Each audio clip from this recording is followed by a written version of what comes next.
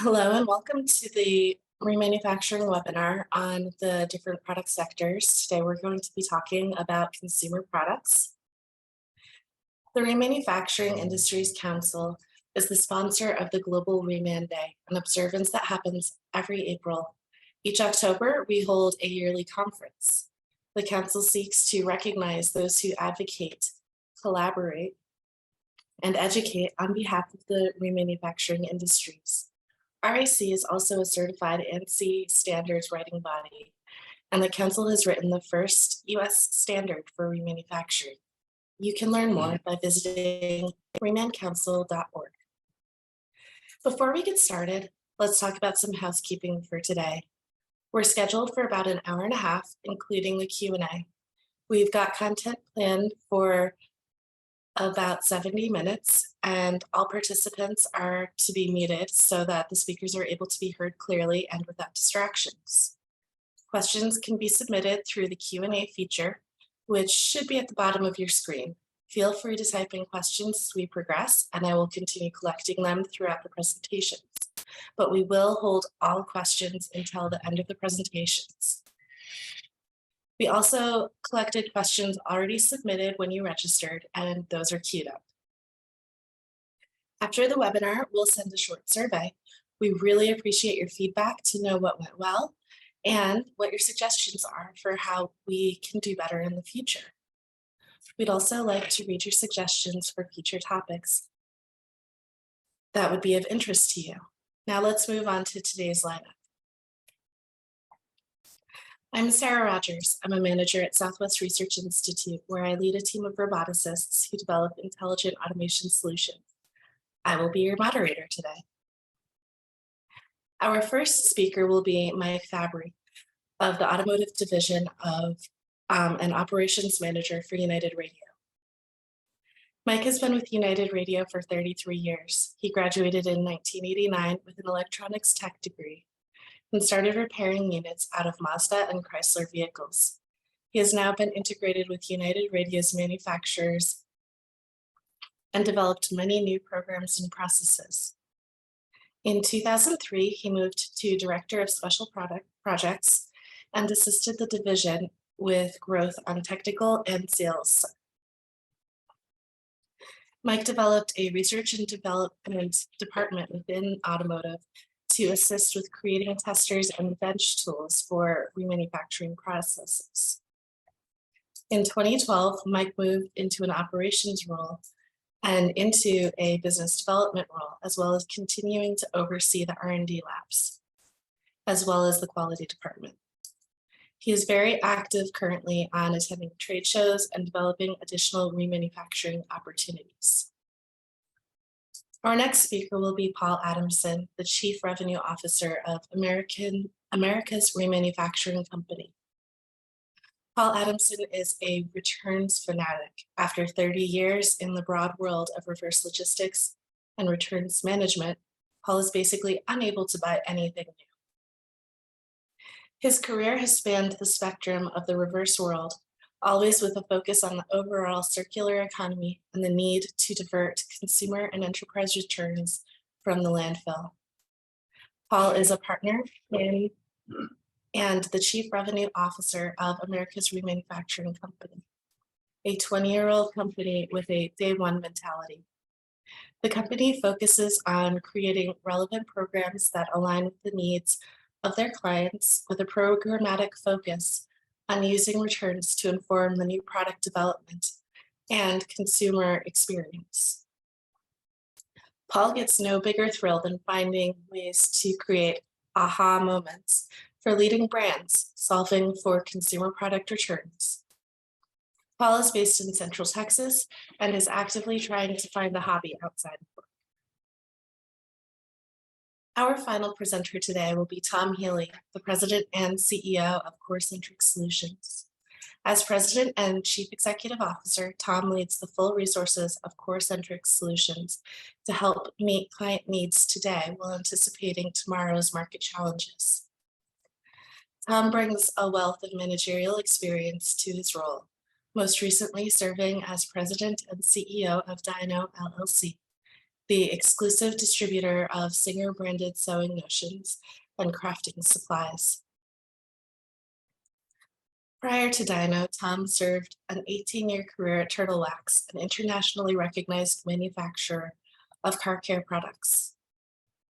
During this time, he held a variety of leadership positions, including President, Global Consumer Products, Chief Operating Officer, and Interim President, Europe, Middle East, and Africa. Tom earned his undergraduate degree from Boston University and his MBA from DePaul University. He has been in his role at CoreCentric Solutions since March 2018.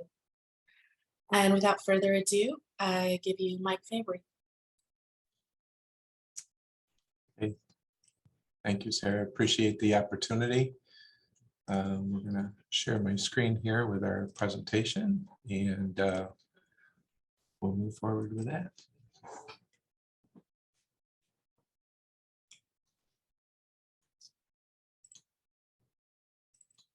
Okay.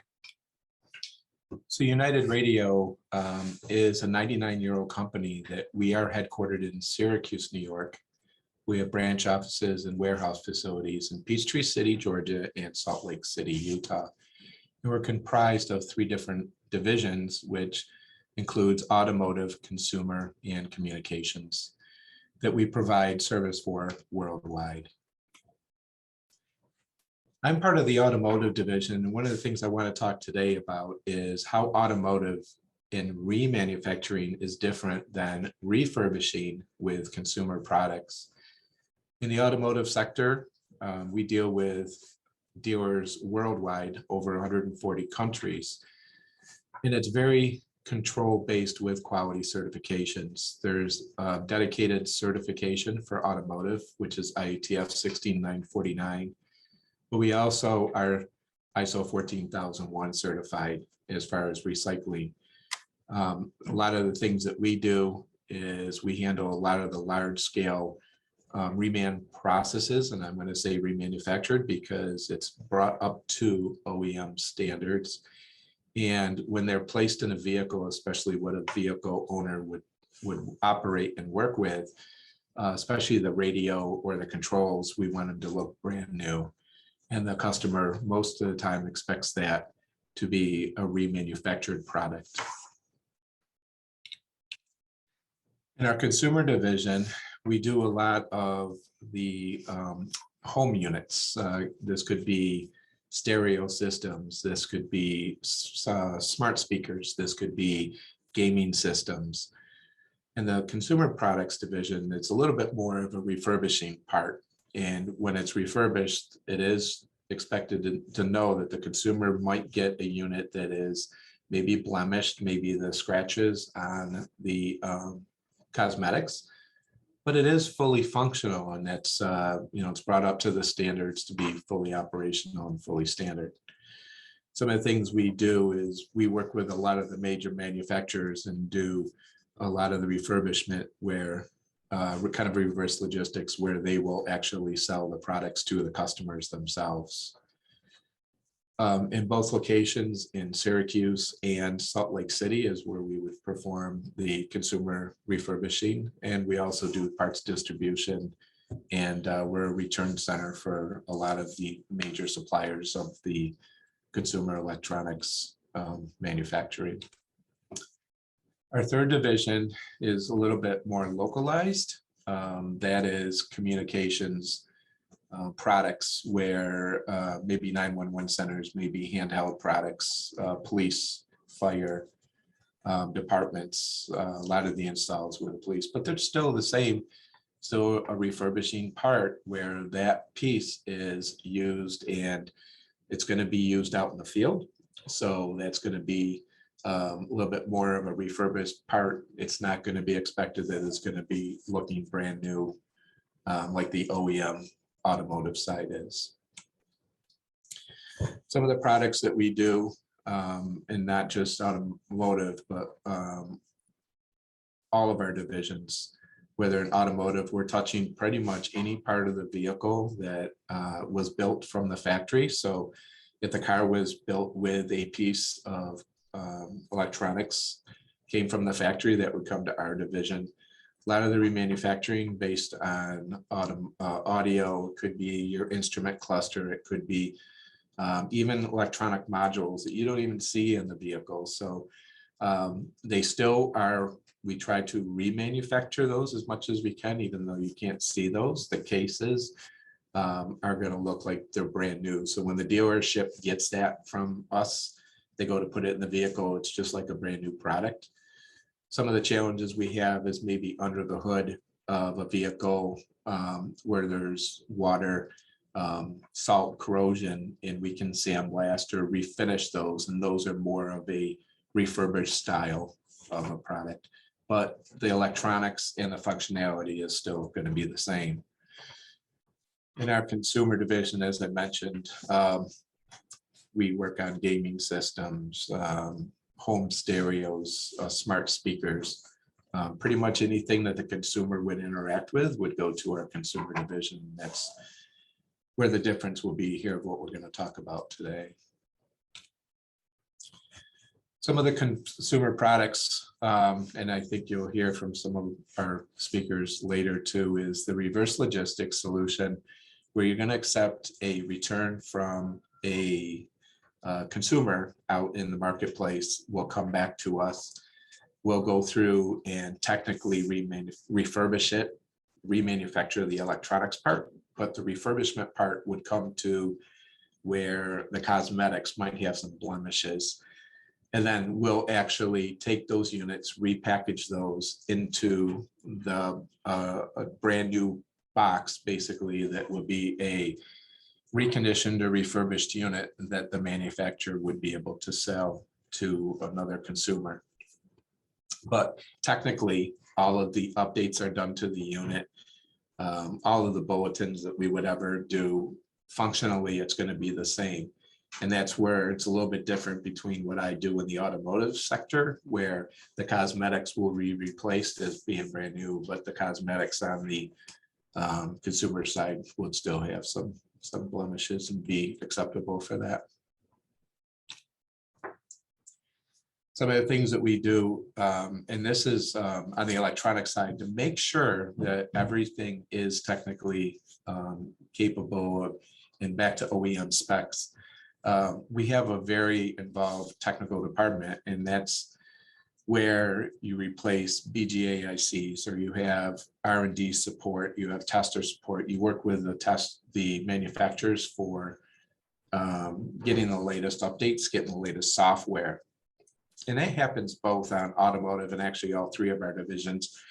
Electronically and trained to technicians, you want that product to be serviceable, to be operational to the consumer. You don't want them getting back a unit and saying, if they get a unit back that maybe have some blemishes, but it doesn't work or operate, then it's gonna cause the consumer to have a little bit of, you know, why wouldn't I not buy a brand new product instead of buying a refurbished product? So we want to make sure our technical part of the unit is 100% back to the factory specifications. So consumer habits. When your television doesn't turn on, you know, what do we do? And I'll be the first one to say that if my TV doesn't work, you know, I'm going to say I'm going to go out and buy a brand new one. I want the 80-inch TV put into my living room. But what I'll also try to do is take that TV, say if maybe it just doesn't turn on, maybe there's something else could be used. Let's try to repair it, you know, and that's some of the things I think that consumers might have a little bit of a challenge with. I think they think that newer is better and bigger. You have a reason to go buy something better and it looks newer. And sometimes bigger is not better. You know, sometimes some of our older TVs work just fine and we can just use it in a different room. And this is same with cell phones, same with anything that we use. Just because a new one is available and the new options are available, do you really want to use that? Some of the challenges that I see a little bit is how to keep those consumers driven to want to take their unit and repair it and provide it to another. Maybe a TV could be used in a different part of your house. Maybe your neighbor needs it. Maybe Goodwill needs it. And I mean, those are different things. Just trying to change the way that consumers maybe want to think about the products. Newer is not always better. And then you come into the environment. You come into the recycling. You come into trying to sustain what's good for our earth, what's good for our environment. On the automotive side, we try to remanufacture everything we can. It's definitely for us on the automotive side. It's a good cost savings for the manufacturers, for the dealers. We have to actually, when they manufacture a unit for automotive, they have to support it for 15 years. That's a little bit different on consumer side. Once they manufacture a certain run, I think, they pretty much go on to the next model and the next big thing. They might have parts available for those products. But as they get, 3-4 years down the road, sometimes we find some of those parts aren't available. So, it's just trying to see if we can find a way to always be creative.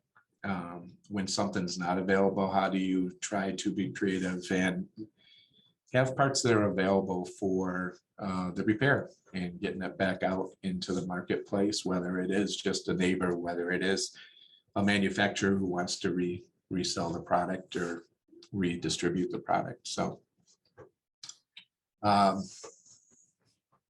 again, for us, remanufacturing versus refurbishing, I think we're fortunate that we see this is where we do have an expertise in both.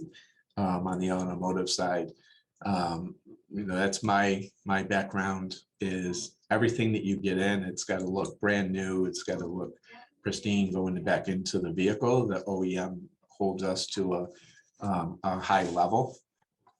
But on the consumer side, that's where it's a refurbished part. And that's where they could be blemished, could be scratched. Cosmetics might not be, as pristine as what they are in the automotive side. You might get a gaming system. You're just going to kind of take it, even if you put a brand new case on it, the kids might throw it, or, it has more hands, I guess, touching it. It has more, in the home, it could be thrown around. It could be taken out, unplugged, put into a different room. So I think it's, in the automotive side, once it's installed in the vehicle, it's pretty much forgotten. It's, you might use your controls a little bit, but the dash and everything, if it's not brand new, might have some scratches and it might not match the rest of your dash. So it's all in one part of it. So you have your vehicle that has everything, but you have your radio maybe in the center that has some cosmetics that might be scratched. Consumers probably not gonna want that. So that's why with the automotive side, I think we see a lot more that it's held from the quality from not only the car manufacturers, but the suppliers, the tier 1 suppliers to the automotive industry. So we do recycle definitely at United Radio. If we can't refurbish or remanufacture something, we do drop or bring units down to bare PCBs, or we might recycle aluminum. Wiring is big in consumer products. I think that especially when you get in boxes that you have RCA cables, you have power cords, you have remotes, you have all these different products. We definitely want to recycle those. And that's part of our initiative to make sure that we do what we can to make us a certified recycling center. We are ISO 14001 certified in automotive, and that's a requirement from the car manufacturers that we are. So we do go through a recycling and audit process every year to make sure that we're compliant with those different products. So I think that's all I have to start out with. If you guys have any questions, we'll talk later, and be sure to ask questions later in your in the webinar. Thank you, everyone.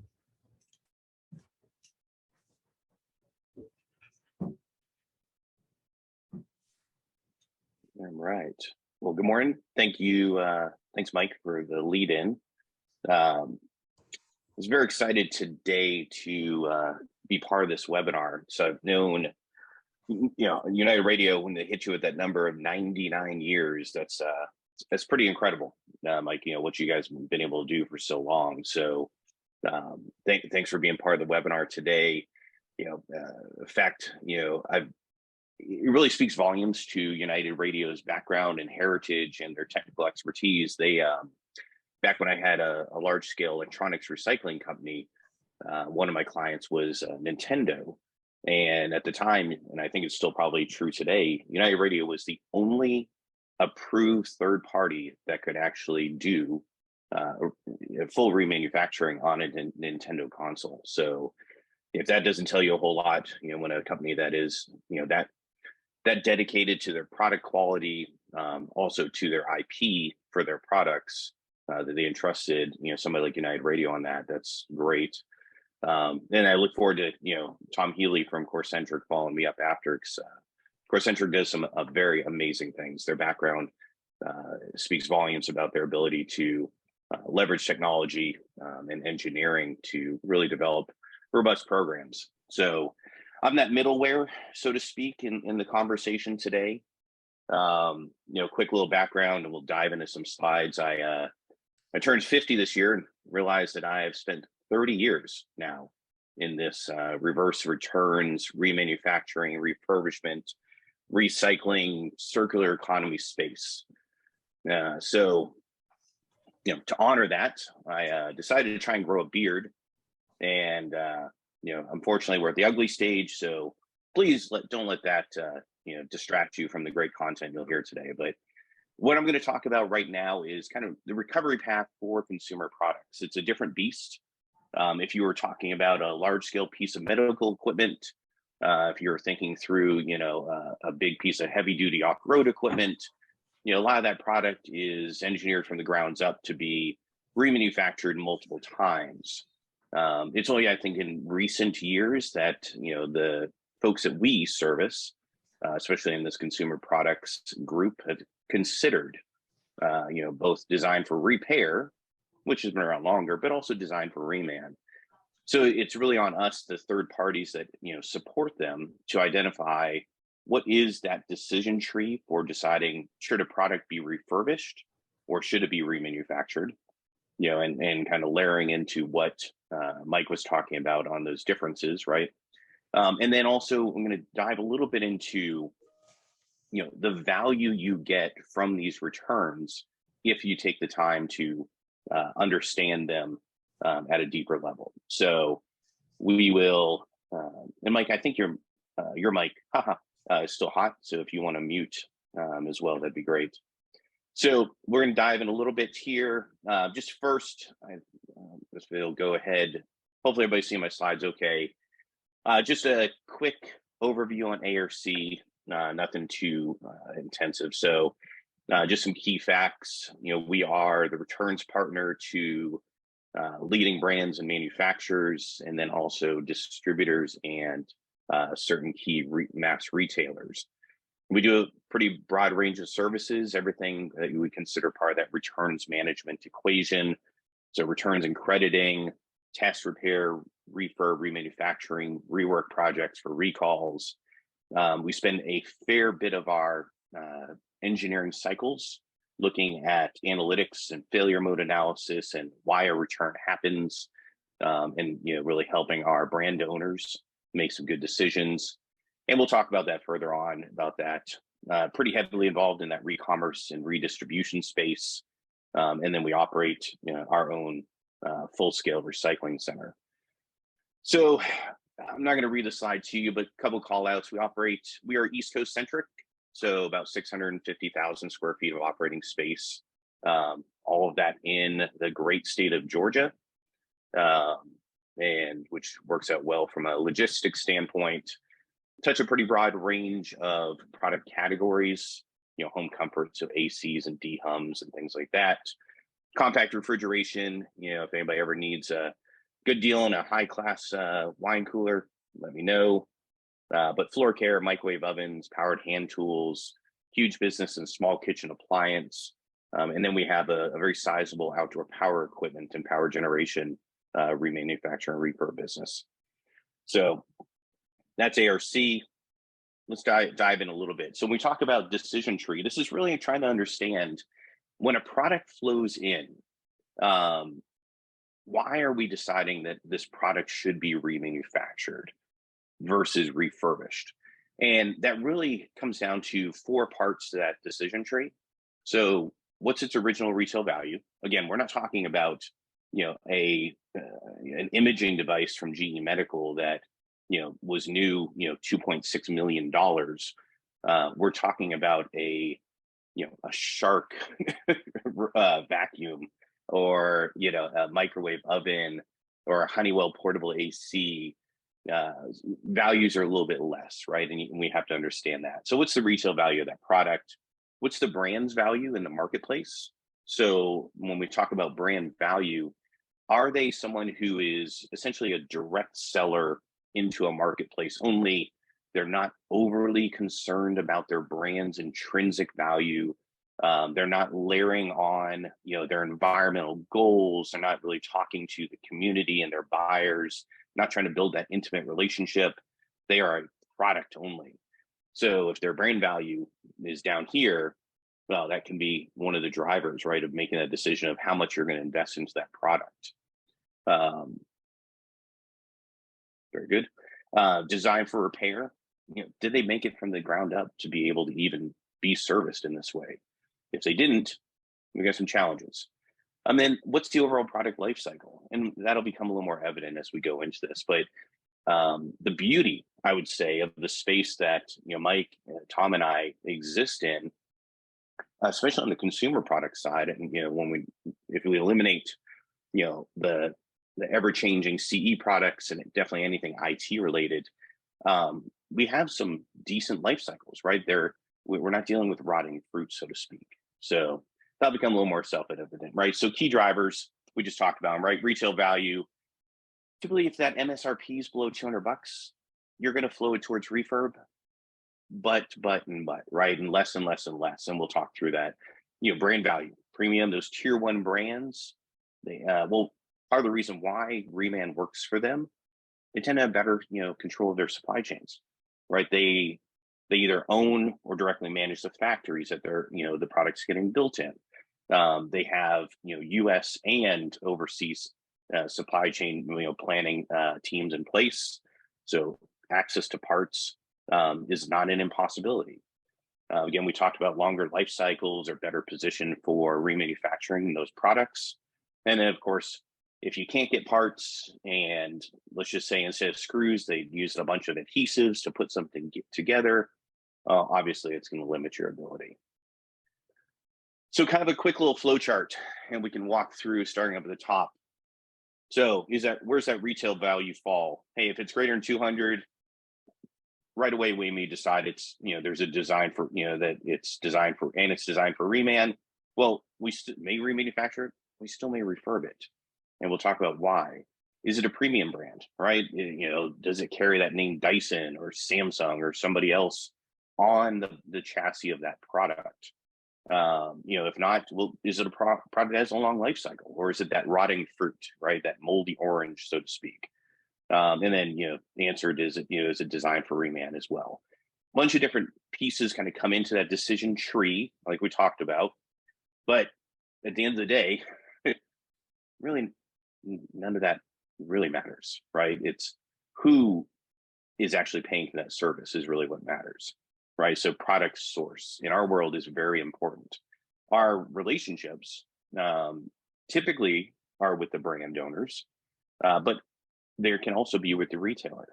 That's what's different in our space, is there's been a pretty big movement of who owns that returned item. And therefore, they have different goals at the end of the day, right? If you think about it this way, Best Buy or a Home Depot or a Costco, why that unit was returned what that user experience was that maybe led to a remorse return, what that failure was in the first 30 days of the product, or maybe in the first 60 days of the product, or where it was in its life cycle based on its date code of manufacturing, is not as important to them as costs to recover that good and put it back into a sellable state. That their P&L, right, is different in that way. So a brand looks at that return and says, I have a sunk cost, right? I've accepted a return, and now I need to gain some knowledge from this return. And we'll dive into that a little bit deeper, on these additional slides about what can come from that. But for them, they want to understand, why did my consumer return? Now, in the US, right, we have a returns problem overall. We feel that we can buy anything and we can return anything. Now, warehouse stores have enabled that, right? I'm a member, take my product back. And it's, created this returns economy, that unfortunately lends itself towards, some of these decisions being made that aren't completely beneficial to the product design side and the quality analytics side. But once you make those decisions, depending on where that product source comes from, you can start looking at things, and so throwing in a couple of examples, right? So you may have one of these microwaves sitting on your counter at home, right? It's an LG 1.5 cubic foot stainless steel microwave. It's actually a great unit, right? Where we get these from, right, in our process flow is from a retailer relationship. That thing sells new in the stores, $189.99. When it goes on special, it's $159.99. LG, depending on your view of LG, if you're a GE Cafe person, okay, LG is a mid-tier. For others, they're a top tier, depending on the way you look at it. But we have been processing this exact same model unit since August of 2018. Right? If this was a tablet, if this was just a Bluetooth speaker, or a piece of computer equipment, that model from 2018 would have stopped having updates available to it, 3 years ago. But it's a microwave, right? Makes a little chiming noise, heats food up. It's fantastic. Is it truly designed for a reman? Not really, because parts availability in the US, right? Part of that is we're not dealing directly with the brand, but even when dealing with the brand on something like this, they don't see the value in the reman side. So this product for ARC is a refurbishment. Now we're going to test it.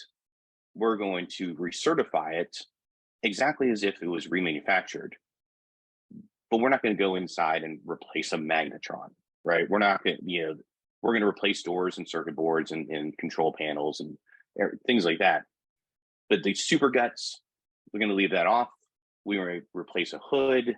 We're going to get that thing into its best sellable condition with the highest level of velocity. Now, compare that with this product. This is a Hoover hard floor cleaner, which, back in the day, we would just simply call a carpet cleaner. But then somebody got fancy and said, well, not many people have carpets in their house anymore. So therefore, we're going to make something that's really geared towards hard floors, right?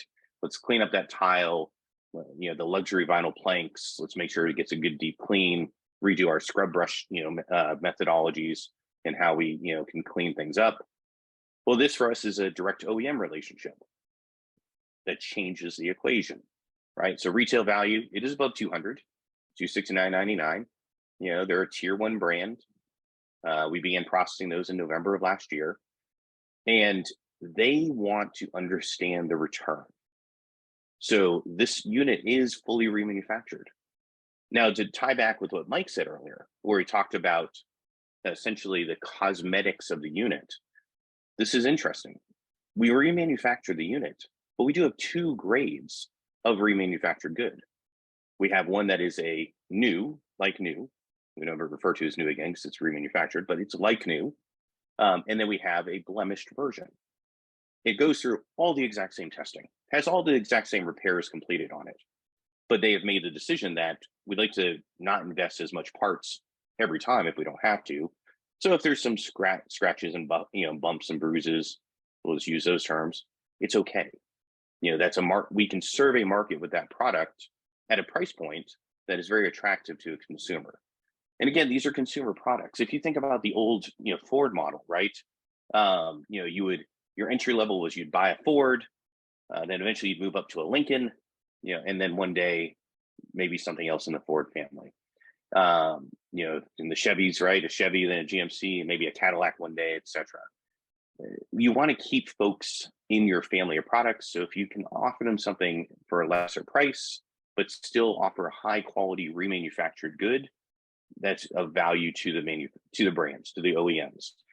They also have the ability to use this product for warranty fulfillments. They can use it as trade show samples. They can have this product, for product reviews. Lots of opportunities. But that clear designation was the price point was right. The retail value was good. It has a longer life, which is good. It was designed for reman mostly because there's parts available and they didn't use a bunch of glues. And the brand owner wants to understand the return. And why do they want to? And that really ties into this next section that we talk about internally at ARC as the sample size of all. And what that is, that's talking about how do you utilize those returns to inform better design, better manufacturing, a better user experience overall, and any of the other soft benefits from the data you can collect. And so when we talk about sample size of all, we are analyzing every unit that comes in. Historically, a brand would, if they were engaged with a third party, run. Hey, send me 100 pieces of this model to my lab. Just pick random ones within this receipt date range, and I'm going to do a deep analysis of that. Well, it's awesome. Great. You took 100 out of the last 20,000 that I've received in. That's not necessarily going to make informed decisions. So we said, let's align our goals. What do you want to see from this? So, we've set up our systems, and third parties have done this already. It's not just us, where we can go and collect relevant data based on analyzed patterns, right? Can we say that returns from a certain retailer are of lesser quality than others? Returns from a certain part of the country are not as good as others. Based on the product in its age in the market, we are seeing a rapid decline in its suction power if it's a vacuum, its battery power if it's a battery-powered robot vac or a hand tool. And then we can also start looking at recovery and remanufacturing ability based on the condition of that returned packaging.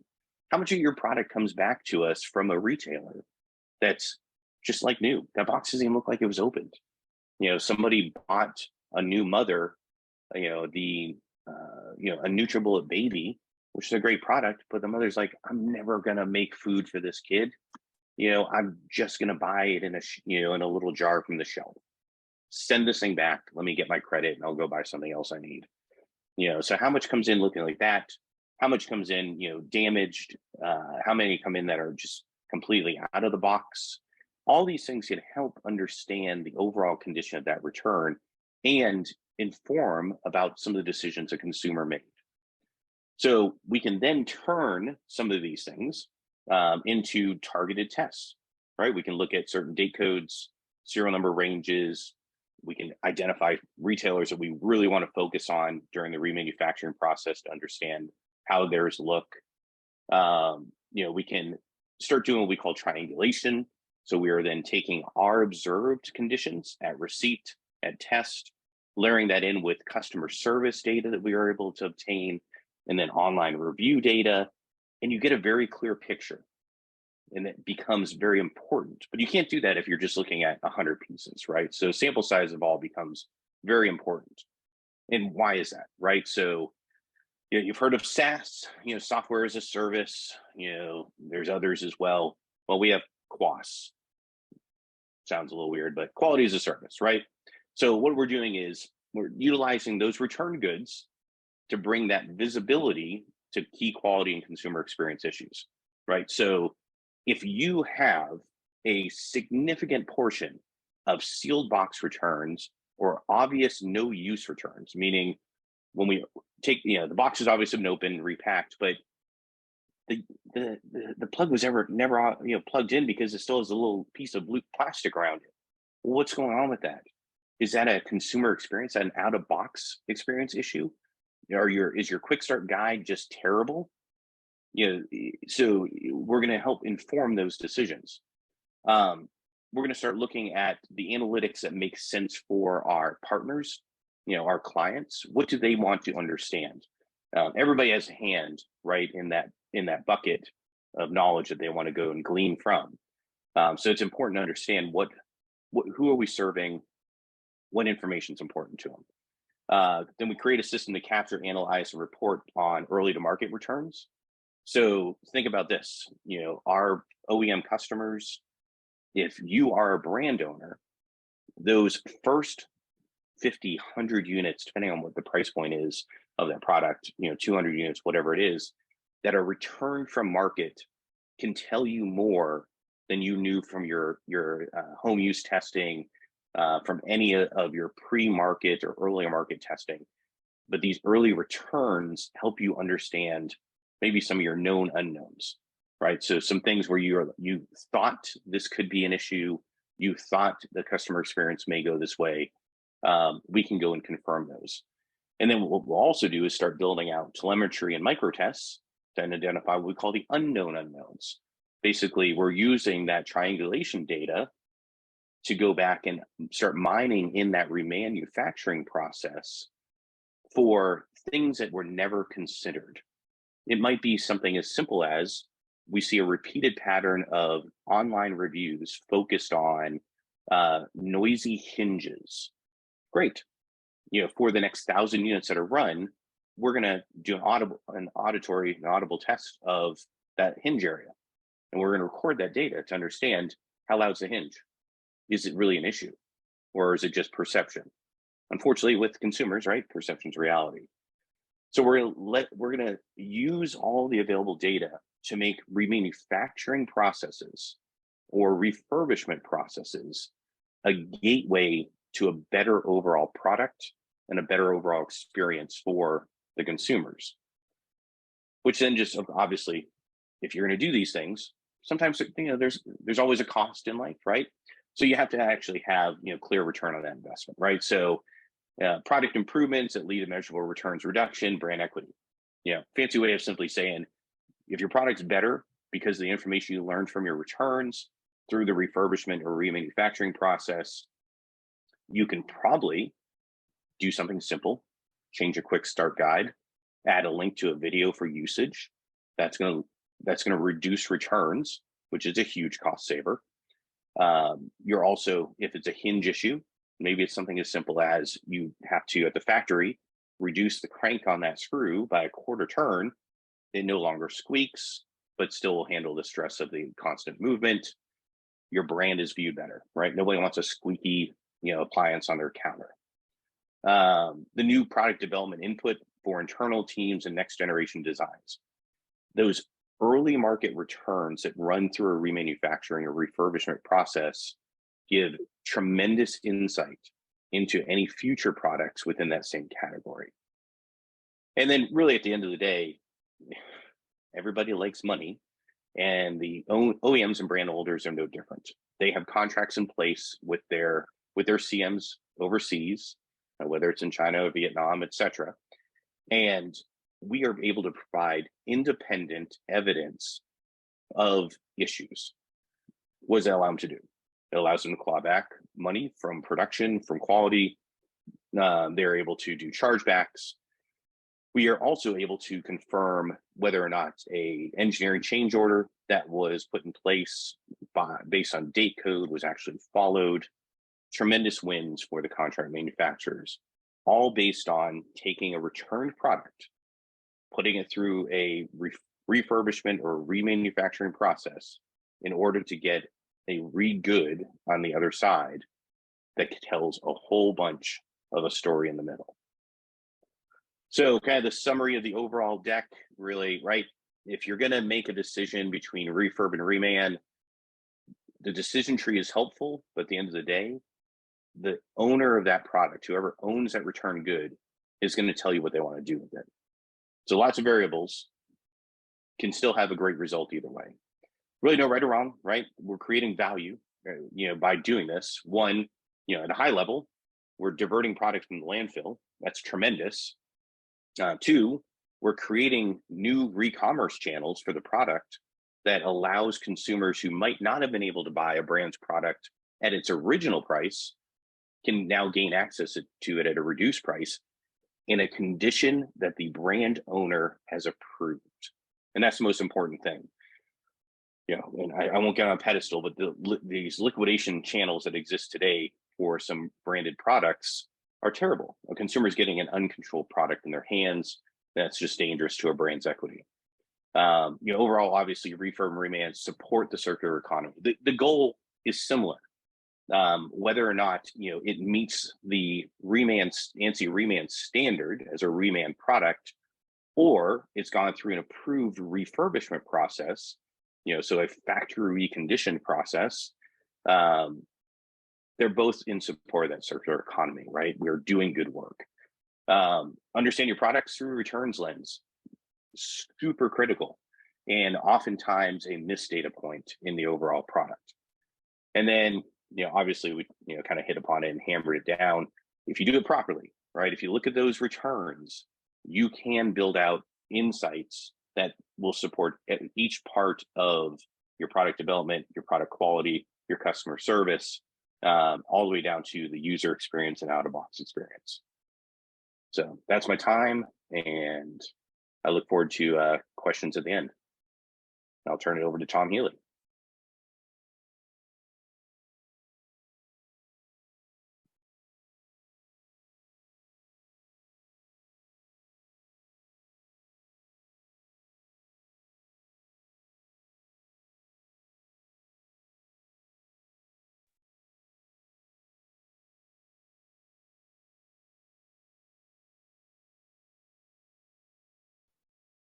Paul, it looks like you need to stop sharing. Oh, am I sharing? Sorry. No, I'm not sure. Man, I thought I was doing it so well too, Sarah. Thanks, guys. Thanks, guys. Is that okay now, sir? Perfect. Perfect. Good morning, everyone. My name is Tom Healy. I'm president and CEO for CoreCentric Solutions. I'd like to thank everybody for attending today. We'd like to thank the RSC and Sarah and Michelle for coordinating today's efforts, today's webinar, and also Paul and Mike for your thoughtful and insightful presentations on each of your respective areas. Today, a couple of areas that we intend to cover. One is a brief overview of CoreCentric Solutions and who we are and what we do, to give a little bit of a foundation.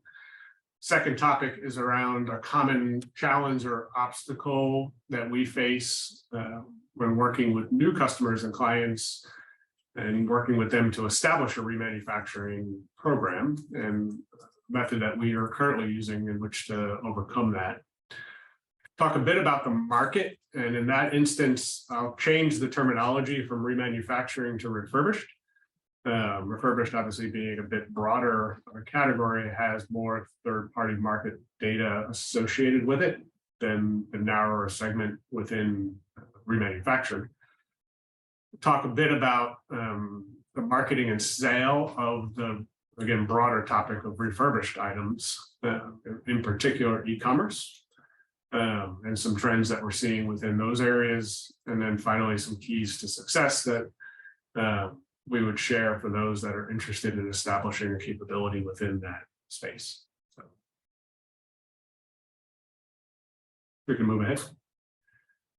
So about CoreCentric Solutions. So we are a end-to-end reverse logistics and remanufacturing provider in premium brand household products. We've been in business for about 27 years now, both in appliance parts remanufacturing, as well as product returns, management, remanufacturing, and remarketing. We're here today in our headquarters, which is a 350,000 square foot facility in the western suburbs of Chicago. We also have a 10,000 square foot facility, the picture on the right, in Pune, India. In India, we have about 60 team members, about 45 that are associated with IT and e-commerce. And then we've got another 20 to 25 engineers that support both our product returns and remanufacturing.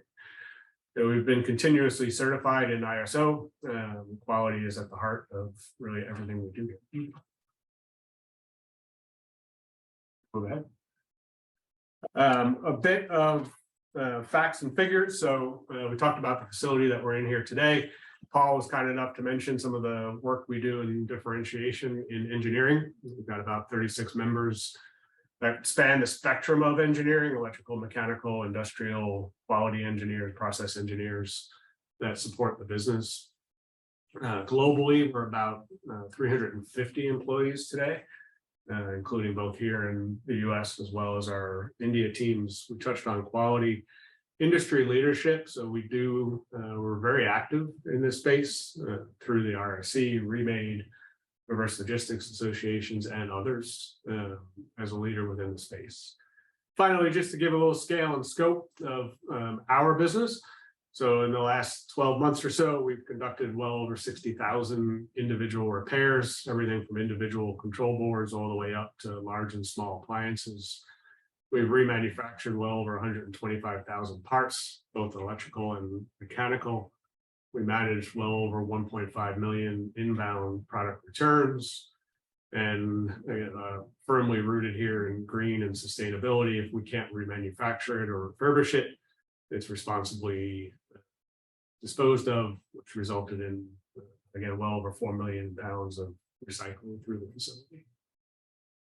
We can move in.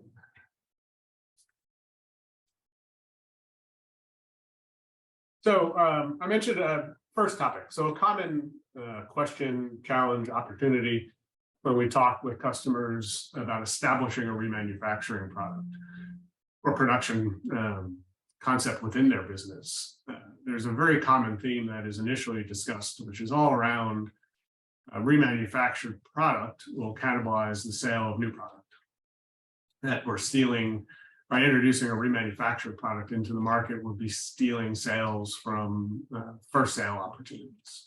And it's a very common initial gut reaction. And it tends to come from a sales team, but also from other parts of the business in and of itself. And given the common thread of that obstacle and frequency of it, and through our industry leadership and association with RIC and Remade and others, we were able to pull together the 8 OEMs that you see listed below, which represented a fairly broad set of industries, both B2C like Ecobee as well as other B2B type environments. And we're able to put together a consistent set of questions.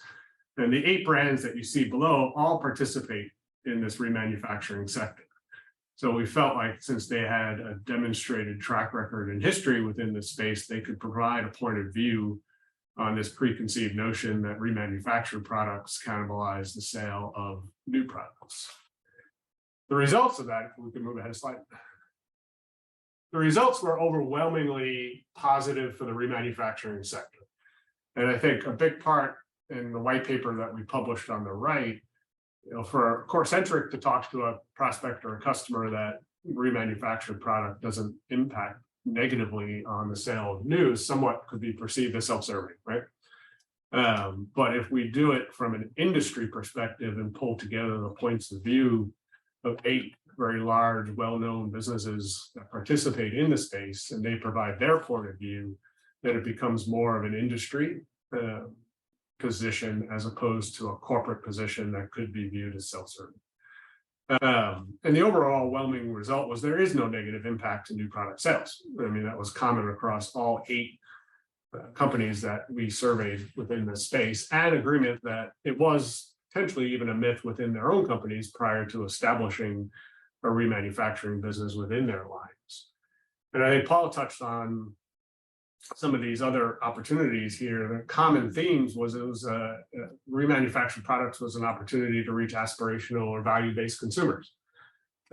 So back to Paul's Ford and Chevy type example, and I've got some market share data coming in a couple of slides that will also support that. It's an opportunity to establish new markets within the space. So you can pull these products into different areas or different market segments that perhaps the new or original product doesn't actually necessarily attract. There's opportunities to improve the overall service contract in more of the B2B. And then Paul delved pretty deeply into product quality. So I'll touch on it briefly here, but the analysis of the remanufactured product and individual failures at both the product and component level allows the OEM to address failure modes and ultimately design for multiple lives and recovery. So the white paper, for anybody that's interested, is available on the website. We published it and promote it within the industry, and it's available for your own use if you have an interest in viewing it. We can move it. So again, I'll shift to the term refurbished at this point because that's where the market data is available. And we headline this one with refurbished as having a moment. And we think it's one that's here to stay. And I think you see a combination of different factors coming in as to why we see growth in the market and acceptance of refurbished products by a consumer. One is COVID and all the supply chain challenges that occurred and the availability of new product or components to produce new product or parts to service product, delays in large and small appliances, anywhere from 6 to 12 months to get a new one, consumers opting to repair versus replace. That created an opportunity for remanufactured product, and OEMs were running low on availability of new product. Pretty quickly turned to the remanufactured or refurbished product as a sales opportunity to meet the demand that was surging during COVID. And again, I think if you look at the people that are participating in the category, over 60% are looking for savings, which again supports this concept that the consumer of a remanufactured product may not be able to afford the brand new product, but they desire to participate in that product, but they're willing to pay 80 or 70% of the original retail value is more affordable, and it gets them into that brand and category. And again, gives them the opportunity then to have a great experience and purchase the next level up when their time is ready. Trying to find a unique item or a hard to find item, again, can be within our space. On the right, it's very diverse. So this is not a suburban thing or rural thing or city dweller thing. It's very much across the different geographic segments. And the final point, again, today, the acceptance and desire and almost requirement of sustainability and green from a consumer perspective is strong and growing. And more than 80% of the shoppers that participated in the category talked about it being used multiple times over its life and extending its life and saving the impact that it would have if it was to go to waste. So again, very positive and diverse. We're gonna move ahead. Some real significant support here as well. So if you look at the concept of refurbished perceptions, so I think today's starting that middle box there, millennials versus Gen Z versus Gen X. And there's overwhelming acceptance across the different generations that gifting a refurbished electronic device is appealing. It does decline as you get to the older generations, which you would expect, as the younger generations have been more exposed and more almost require a green and sustainability element to it. But it's not remarkably different. It's within a reasonable margin of error at the end of the day that overwhelmingly from millennials through Gen X's, there's an acceptance of this product. The upper two boxes, also talk to the acceptance within the individual space itself, with an increase in both gifting or intent to gift or receiving a gift that has been refurbished, and the growth rates versus prior periods. So it is the openness and willingness to participate and purchase or receive a remanufactured item versus a new is growing. And the final boxes down on the bottom also talk to, on the left, 60% about the eco-conscious consumerism. So they have an openness and a willingness and a desire to see a product have more than one life cycle, or extending the life cycle, and or having multiple ownership of individual items, as opposed to always having to buy new. The middle box, tighter budgets, given the economic conditions, consumer spending is tighter than it has been, and they get more for their money by participating in a remanufactured product as opposed to just the brand new product. And the final box there, the 63%, this talks to, they trade up, right? So if this is a higher end appliance and a higher retail value appliance that they can save 10, 20, or 30% versus new, they may buy model 1A, which has more features and benefits than the base model, because they're willing to actually trade up within the space. Cyber 5 talks about the 5 days associated with Cyber Weekend, and the growth was across all different, well, two factors here. One, 170% increase in sales versus the prior weeks, and increase in refurbished sales compared to the week before Thanksgiving.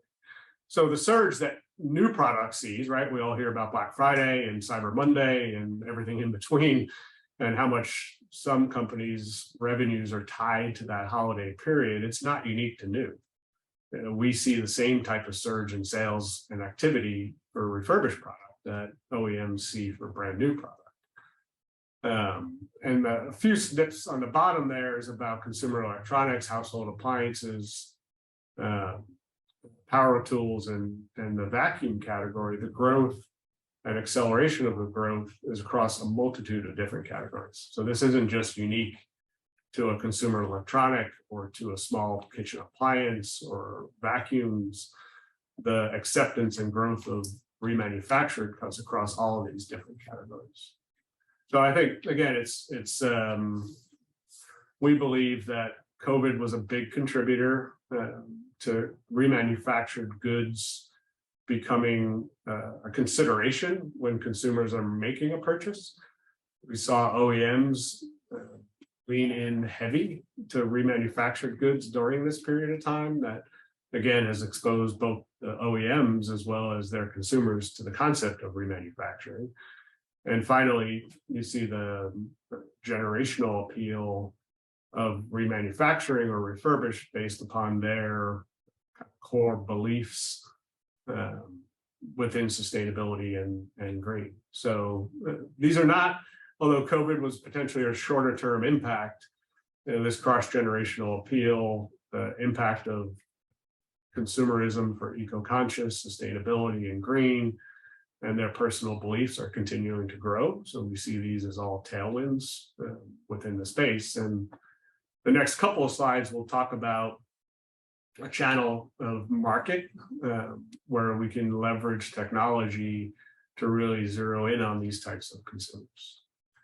So we'll talk briefly here about e-commerce. So we have extensive relationships with OEMs. About half of our business today is associated with e-commerce, both in remanufactured appliance parts, but also product returns, where we're selling the product on behalf of our partners. And we've chosen to really focus our sales efforts within e-commerce. So Amazon Renewed, eBay Certified Refurbished, as well as some other platforms, third-party platforms, as well as some of our own platforms. And I've seen some real success. And I think my point on this slide is to highlight the complexity of the e-commerce ecosystem. So it's not my philosophy from my prior consumer product days, like stack it high and price it low and sell it quick. You know, in a retail environment is different and very different within the e-commerce side of it. And you know, account setups and the cash and payment systems between consumers, third-party applications, as well as platforms, as well as the company itself, listing creation and management. So these are goods, we tend to have a very broad assortment of goods, but not very deep in any one item. And if you're managing multiple marketplaces as well as your own, you got to be real careful about inventory management and availability, because the thresholds of performance for platforms like Amazon and eBay are significant. And if you fall below minimum required performance levels, there's penalties associated with that, up to and including delisting. So if you're not actively managing that, it's a big risk. A lot around marketing, and I'll come to that really in the next slide. But there's opportunities in e-commerce to introduce the sale or purchase option of a remanufactured good, where previously the consumer may not have even known it was available. So if a consumer is searching for a ceiling fan, right, they may automatically search and assume they're searching for a new, and they may pull up a listing associated with new. But if your marketing is correct and targeted, you can introduce that consumer prior to their purchase of a new to a remanufactured option and the benefits associated with it. You can't really do that in traditional brick and mortar. So we put a lot of effort around marketing. Fulfillment, we choose to do fulfillment ourselves. So orders that are received here that are dropped before 5 p.m. ship same day, 2-day fulfillment across the country. Amazon Prime requires next day delivery, 6 days a week currently. If you don't possess the capability to execute fulfillment and meet their requirements, there are third parties that you can partner with that specialize in e-commerce fulfillment to support this. But again, anytime you start to, if you miss ship, or Chicago, there's a snowstorm and we're unable to ship for a day, we get immediately penalized, right? If you fall, excuse me, below a certain requirement. Customer service. So you've got to really actively manage both the posts that occur, the questions that occur on your listing or your page or your storefront. Responses have to happen within 24 hours, regardless of when the question was received, either time of day or day of the week. You got to manage the actual feedback, both positive and sometimes negative, and be able to resolve the challenges and issues. And then there's the account management relationship. So we have teams that are focused on Amazon and e-commerce, and we operate across such a broad spectrum, from appliance parts to large and small appliances to floor care to coffee systems to small kitchen appliances and other areas. We tend to deal with a multitude of different buyers and space. So I think it's meant to highlight there's more to it than simply just posting a listing, right? To be able to do it within a professional setting. Next slide, please. This is just a highlight. So I talked before, if a consumer is on the Amazon platform, for example, and searching for ceiling fans, a professional technique within the space in advertising, listing management, ASIN tracking, brand ownership, partnership with the OEM, allows you to create an opportunity to sell a remanufactured product to a consumer that didn't even know a remanufactured option existed. And if it's done in a professional way, it creates a level of confidence in that consumer in making that purchase. And these are opportunities. If you go back a number of years, right, there's retailers that would specialize in closeouts or remanufactured goods, and people would go there for a deal.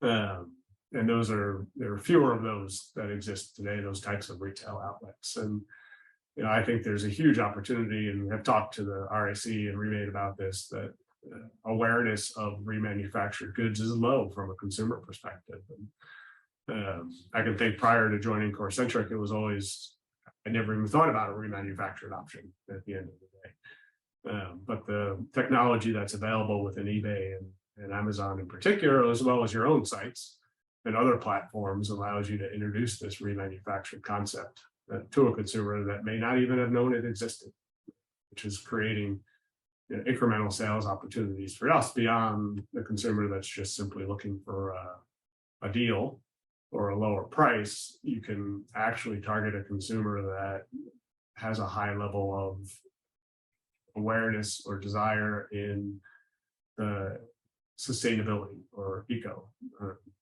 appeal to them in a different way other than just the price versus new. So a way in which to differentiate. Next slide, please. Final key to success here, I think, is, and I think Paul may have touched on this as well, is we partner at CoreCentric directly with OEMs and only OEMs, which allows us to create, a different buying experience for consumers on these e-commerce platforms. And I just threw up two different examples of, a ceiling fan as an example here, where a consumer is selling it and they're referencing brand names, they're showing pictures. These are probably some of the better of the worse, if that's a way to put it. At the end of the day, there's other ones that we could show that are quite different. But it doesn't create a very positive experience, and it creates risk for the OEM and the brand that this consumer is going to have a bad experience. The consumer not really sure what they're going to get or if it works. And if I buy this and I get it and it's broken, I have no recourse because I'm buying it from a person. It's just a very challenging environment. And you move ahead to the next slide. This is an example of one of our listings, and we've had a long-term relationship with Hunter Fan, and it's just a completely different experience for a host of different reasons. We like to say that Amazon renewed and eBay certified refurbished. It offers a professional, confident, and risk-free shopping experience. So you take, if you're a consumer, it takes buying, a remanufactured product through one of these third-party platforms from a professional seller, eliminates a lot of the risk at the end of the day. And why? Because you can see all the content is branded. We deal directly with the marketing teams and our customers, so we have original images and content and videos, and it's all A+ or A+ content. So there's a positive experience that happens. We're professional nationwide shipping, right? So you're not buying this fan from a person. You're buying it from a company that leverages FedEx and UPS and other shippers. So you have tracking, you know exactly where your product is at any given time. You're not worried about it in transit or when did it ship or is it going to ship. There's warranties associated with it. In some instances, the third-party platform provides that. Other instances, we as the professional reseller provide a warranty. So you know the product's going to work. It's going to work for a period of time. And if there's a challenge, you can ship it back and we send you a new one.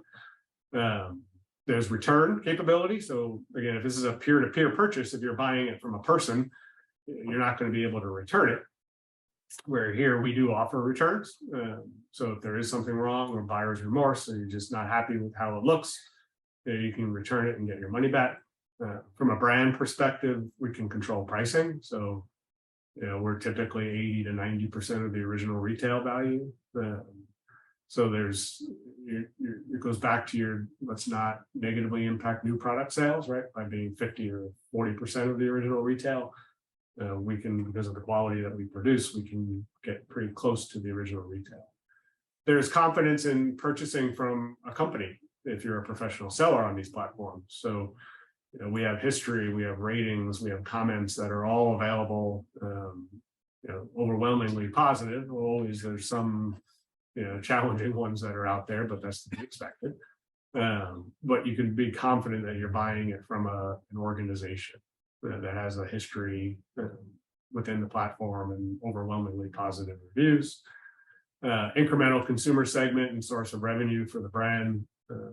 This is an area, because of the pricing that we put out, the product that we put out, this is a different consumer for this brand as opposed to the consumer that's going for the new brand. So, again, I think in summary here, I think there's opportunities to overcome the common challenge of remanufacturing as a negative impact on new product sales. And you're welcome to go to our website and download the white paper and see more detail there. There's a very large and growing market, and we see a lot of tailwinds currently for remanufactured goods and consumer sentiment is open and desires the positive benefits of remanufacturing. E-commerce platforms like Amazon and eBay allow you to create an environment that is very positive and confident from a shopper's perspective, but it also gives you access to technology and techniques that allow you to reach a portion of the market that previously was really unavailable to us. So, I hope our point of view here on the industry itself and the market and different techniques and approaches and channel management has been valuable. And again, want to thank the RSE for the opportunity to participate today and my co-presenters as well. So thank you. Thanks, Tom.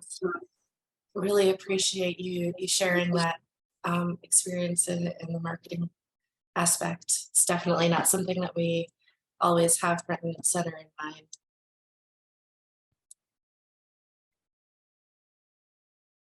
And if all the presenters can put their video, we've got some questions from the audience.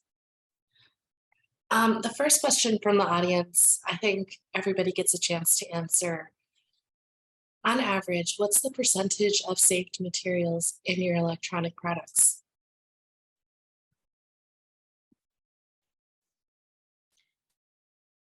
Well, I mean, recycled for us, if in the automotive especially, we do, if it cannot be repaired, we recycle every part of the unit. We separate them to the aluminums or PC boards or plastics. So 100% of the products are recycled, at least on a unit that is not salvageable. I'm not really sure if that's this question was kind of geared to, but you know, and if we're going to refurbish an OEM product, say for a radio in the vehicle, you know, we'll use the core that comes back. We ship a remanufactured unit to a dealer. The core comes back to us, and then we replace the defective parts that it failed for. And maybe it's the display screen, maybe it's an IC, maybe it's a connector. But you know, that's 100% saved basically on those parts. There are some times that if a unit is scrapped, we can save those boards or those pieces cosmetic wise to be used for the next one as well. So kind of a salvage process to help us, especially with the supply chain issues that happens over a period of years. You know, Sarah, at the end of the day, right, you know, our job is to divert material from the landfill, right? So, you know, at our core, you know, we're recyclers. And, you know, for us, and probably similar, you know, for Mike and Tom, that starts, you know, from the beginning when you're, you know, deboxing that returned product, right? So all that cardboard is collected and recycled. Any of the EPE or EPS foam collected and recycled. You know, the LDP bagging, you know, is with the products, strapping, all those, you know, are collected and recycled as well. And then, you know, from, you know, any of the product that will not meet spec, it's beyond economic repair, you know, those products are demanufactured, you know, separated into like categories and then shredded, and then just sent to approved downstreams for, you know, either processing at a smelting or refining level, or into a plastics recycling stream to be used into new products. But you know, I would say, you know, the one thing that I think most people get the most jazzed about on any tour, at least of our factory, is it's just simply the densification process for EPS foam, right? Everybody's used to seeing that thing break and little pellets of it go everywhere. And so ours goes into a chopper and then gets melted and looks like toothpaste coming out. You know, form these 40-pound bricks that can actually then go on and be used to make new things like low-cost picture frames. And then there's a fair bit of it now that's being used to make crown molding into homes. So, you know, you can recover and recycle anything that doesn't fail. All of our facilities just have one 8-yard dumpster, you know, Adam, and that's mostly just for, you know, cafeteria waste. So.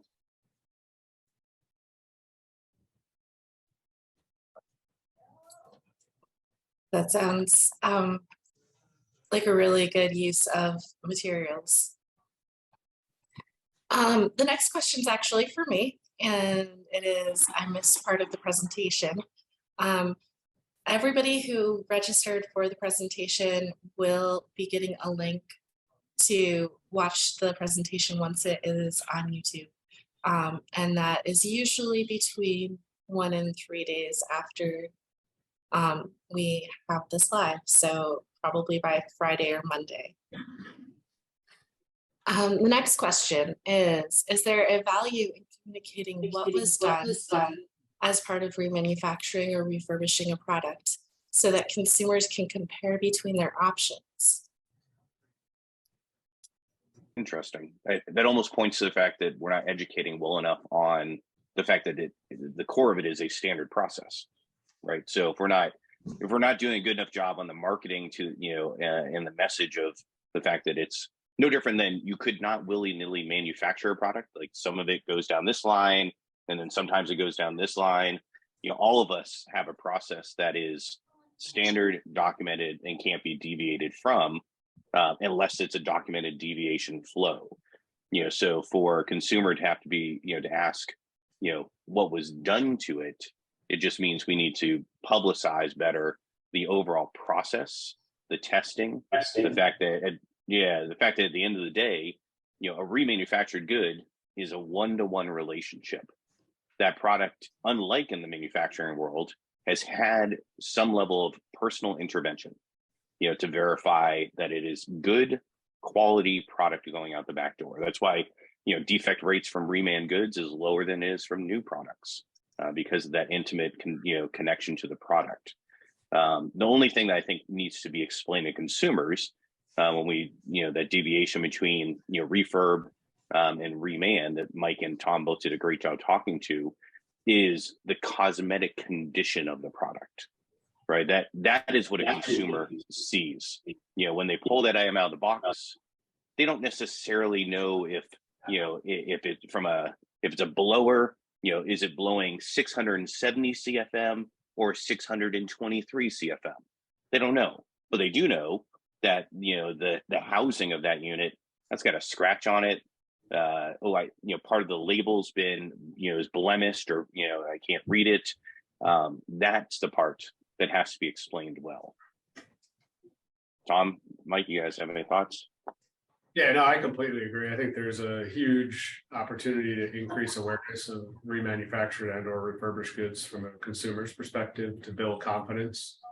I think their immediate perception, if they see a remanufactured term or refurbished, is likely not overwhelmingly positive. It could be negative or neutral.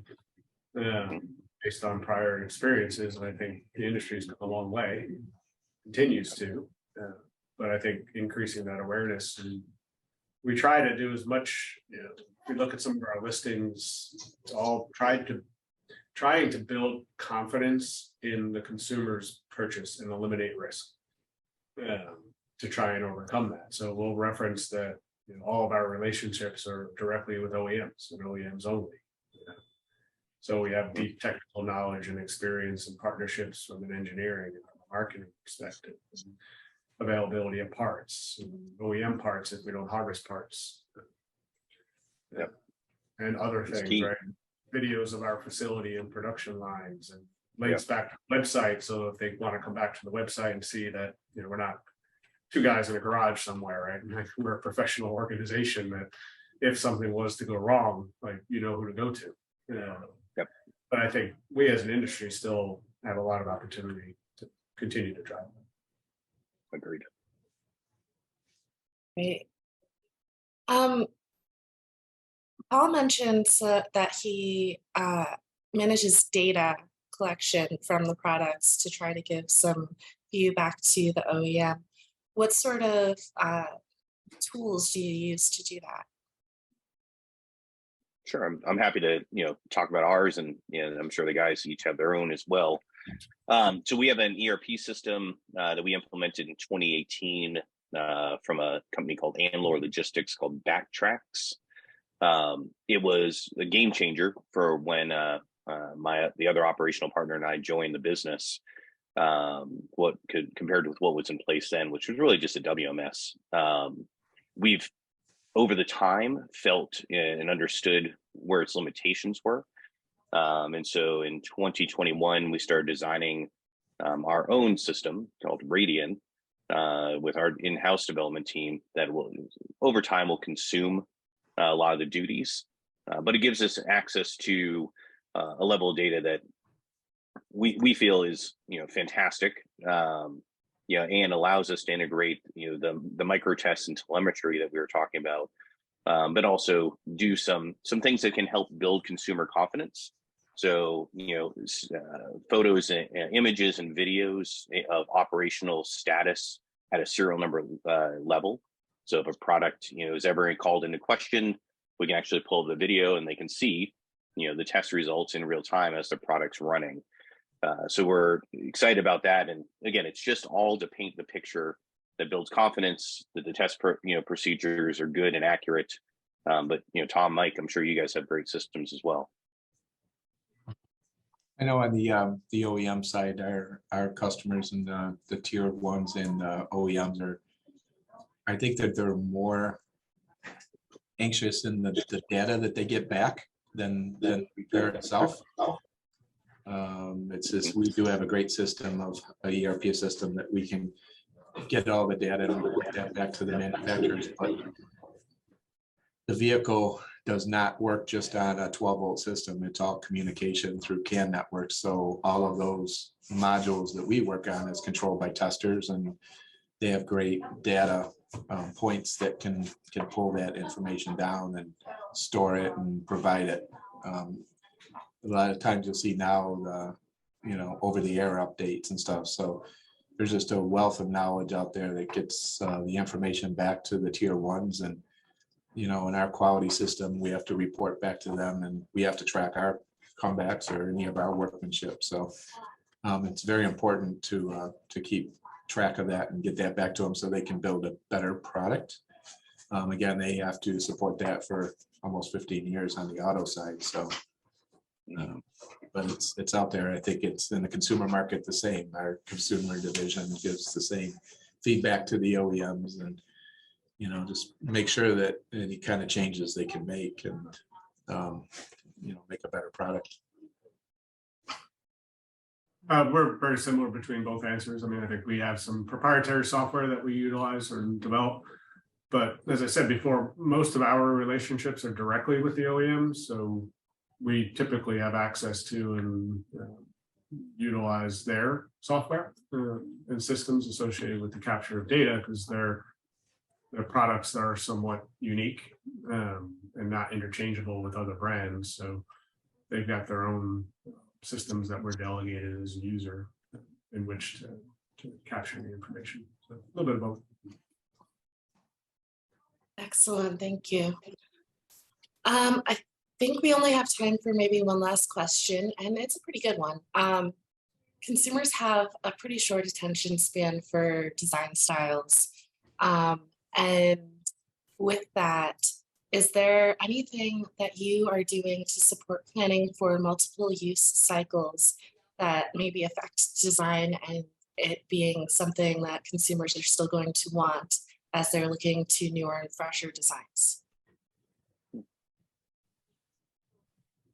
Mike, do you want to go first? On our side, I mean, we work with, and you're right, the consumer lifespan or the attention span is pretty short. You have different colors of different things, whether it's a silver. I remember I have TVs from back when they were silver and still work and such, but now they're black, and maybe that we don't really do anything that works with, say, replace cosmetics and put a new kind of spin on it. I know that on the OEM side, there's aftermarket companies that will have a refresh or regroup on the dash or something like that, but nothing that we really do to redesign or remake the faceplates or make them any different on our side. We don't really have that interaction. All of our interactions usually with the manufacturers themselves, not with the consumer. Yeah, I think the only example that comes to mind for us here would be, I mean, quite often we'll collect product on the reverse logistics side that perhaps was not overly successful in the field, failed new product launch, right? And we'll collect it from a returns perspective and work with the OEM to kind of transform it into something else. So we might be able to take the core part of the product and add additional accessories or bundle in some form or fashion that makes it more appealing from a second life perspective. But yeah, I mean, I think it's a good question. So thank you. Yeah, sir, you kind of, whoever submitted that one kind of nailed it. So I think we've seen tremendous growth in our consulting business over the last year, where we're getting involved in pre-market design with the new product groups, looking at their roadmaps together, and really then helping them understand what's going to be the lifespan of this product.